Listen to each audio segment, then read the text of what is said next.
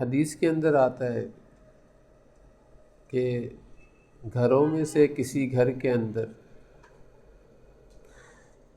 جب کوئی اجتماع ہوتا ہے اور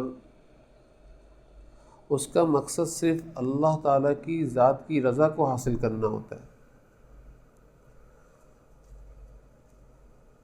تو فرشتے ایسے مجلسوں کو گھیر لیتے ہیں اور اللہ تعالیٰ ایسی مجلس کے اوپر اپنی رحمت کی بارش کو برسا رہے ہیں۔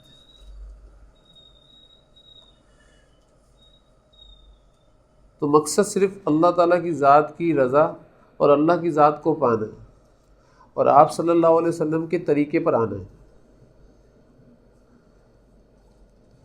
تو دیکھیں، ہر شخص اس نیت کے ساتھ اگر بیٹھا ہوا ہے تو وہ سمجھ لے، یقین کر لے، اس کے اوپر اللہ کی رحمت کی بارش برس رہی ہے۔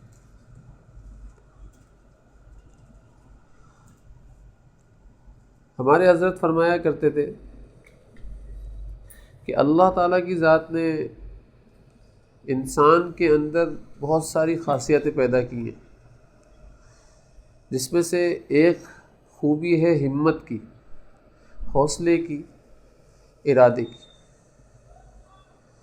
اگر بندہ ہمت کر لے، حوصلہ کر لے، ارادہ کر لے، تو آج اسی مہینے میں، اسی وقت میں، اسی سیکنڈ کے اندر اللہ اس کو اپنا ولی اللہ رجسٹر کر دیں گے، ولی اللہ بنا لیں گے اللہ تعالیٰ اس کو، اور اسی مہینے کے اندر، اسی سیکنڈ کے اندر یہ اللہ کا ولی بن سکتا ہے۔ بس صرف ارادہ کر لے، اور صرف ولی اللہ نہیں بنے گا، بلکہ حضرت فرمایا کرتے تھے کہ جو ولایت کی آخری سرحد ہے نا، اللہ تعالیٰ اس کو ولایت کی آخری سرحد تک پہنچائیں گے، اس کے بعد نبوت کی سرحد شروع ہوتی ہے۔ نبوت کے تو دروازے بند ہو گئے نا، لیکن ولایت کے دروازے آج بھی کھلے ہوئے ہیں۔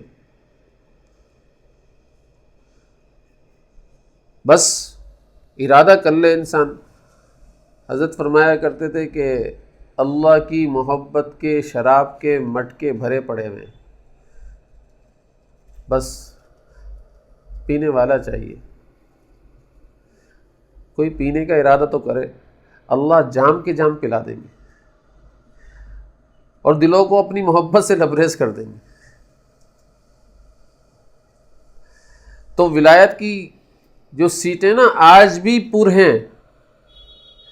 جب کوئی ولی اللہ کا انتقال ہوتا ہے تو اس کی سیٹ خالی ہو جاتی ہے، تو اللہ تعالیٰ اس کی سیٹ کے اوپر پھر کسی ولی اللہ کو بٹھا دیتے ہیں۔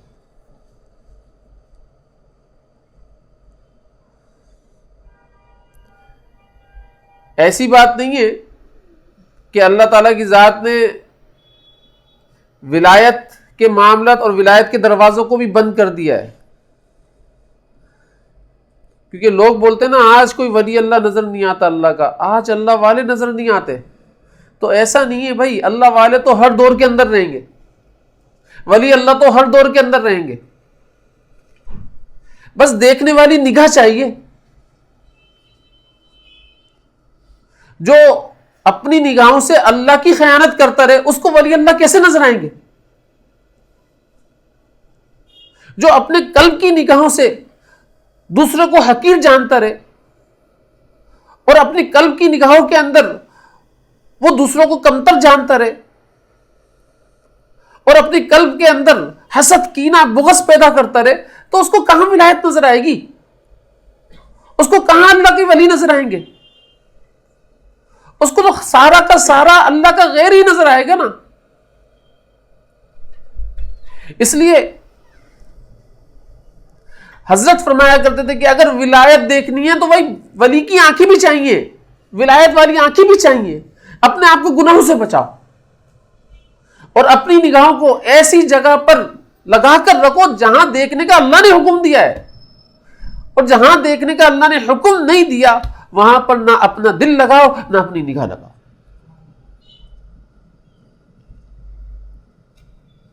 اس عمل سے ہی آپ کو اللہ تعالی ولی کو دیکھنے کی نگاہ عطا فرمائیں گے.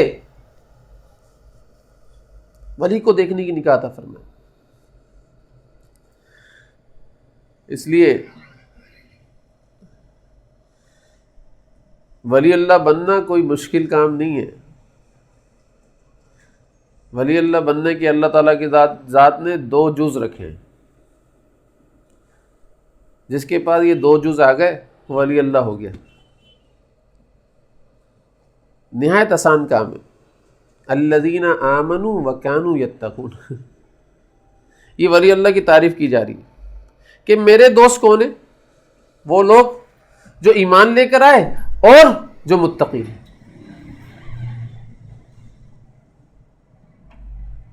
پھر ایک جگہ ارشاد فرمایا ان اولیاءہ الا المتقون،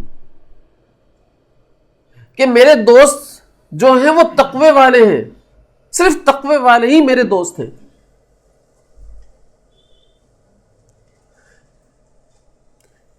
ایمان والے تو ماشاءاللہ سے ہم سب ہیں ہی، بس تھوڑی سی ہمت کر لیں تقوی والے بھی بن جائیں. یقین جانیں اللہ کے ولی بن جائیں گے. تھوڑی سی ہمت کرنی ہے بس. یہ جو آپ لائٹوں کے اندر بیٹھے ہوئے، بلب جل رہا ہے، ٹیوب لائٹ جل رہی ہے، اس ٹیوب لائٹ کے اندر بھی 2 تار لگے ہوئے، ایک منفی تار ایک مثبت تار، تب جا کر یہ جل رہی ہے. تو ہمارے حضرت فرمایا کرتے تھے کہ بھائی اسی طریقے سے اپنے دل کے اندر بھی ایک منفی تار لگا لو، ایک مثبت تار لگا لو، اللہ تعالیٰ اپنے نور کا بلب تمہارے دل کے اندر روشن فرما دیں گے. اور وہ منفی تار کیا ہے کہ جن کاموں سے اللہ تعالیٰ کی ذات نے روکا ہے اس سے رک جاؤ.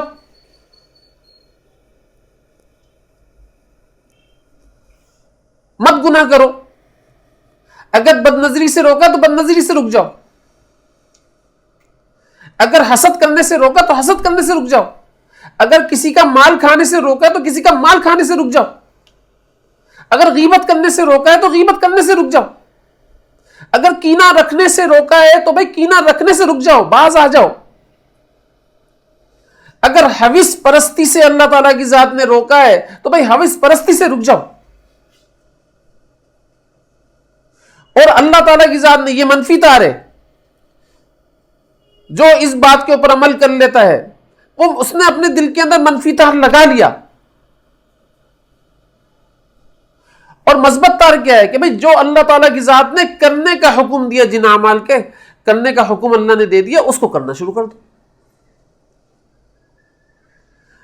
نماز پڑھنے کا حکم دیا، نماز پڑھنا شروع کر دو. روزہ رکھنے کا حکم دیا، روزہ رکھو. اللہ تعالیٰ کی ذات نے توکل کرنے کا حکم دیا، توکل کرو. اپنی ذات پر یقین بنانے کا حکم دیا، یقین بناؤ. اپنی ذات پر نظر رکھنے کا حکم دیا تو نظر رکھو اللہ کی ذات کے اوپر. اپنے ذات کو رازق سمجھنے کا حکم دیا تو اللہ کی ذات کو ہی رازق سمجھو اور کسی کو مت سمجھو. اگر یہ سارے کام کر رہا ہے تو اس نے اپنے قلب کے اندر مثبت تار بھی لگا لیا. اب منفی اور مثبت تار مل کر اللہ کے نور کے بلب کو، اللہ کے نور کی ٹیوب لائٹ کو اس کے دل کے اندر روشن فرما دیں گے. اور اس کے قلب کے اندر نور ہی نور برس رہا ہوگا. بھائی جب قلب کے اندر کوئی خرابی ہوتی ہے نا تو پورے جسم کے اندر خرابی جاتی ہے. جسمانی بات کر رہا ہوں. دل کا کوئی وال بند ہوتا ہے نا تو پورے جسم کے اندر اس کی کمزوری فیل ہوتی ہے. 1 ہو یا 2 ہو یا 3 ہو، 3 ہونے کے بعد تو بائی پاس ہوتا ہے نا. تو بھئی ایسے ہی اگر روحانی دل کے اندر کوئی لیکیج ہے اور کوئی خرابی ہے نا تو پوری روحانیت کے اوپر اس کا اثر ہوتا ہے. پوری روحانیت کے اوپر اس کا اثر ہوتا ہے. اس لیے اپنے قلب کو ان ساری چیزوں سے پاک کریں تاکہ نور کی سپلائی اس قلب کے اندر صحیح طرح منتقل ہو، صحیح طریقے سے آئے. ورنہ قلب اطہر سے نور کی سپلائی اس دل کے اندر نہیں جائے گی اور یہ دل تاریک ہوتا چلا جائے گا ہلکے ہلکے ہلکے. اور حدیث کے اندر ایسا ہی آتا ہے کہ جب ایمان والا گناہ کرتا ہے تو اس کے قلب کے اوپر ایک سیاہ داغ رکھ جاتا ہے اور وہ اس گناہ سے باز نہیں آتا، توبہ نہیں کرتا، کرتا رہتا ہے تو پورا کا پورا دل ہی کالا ہو جاتا ہے.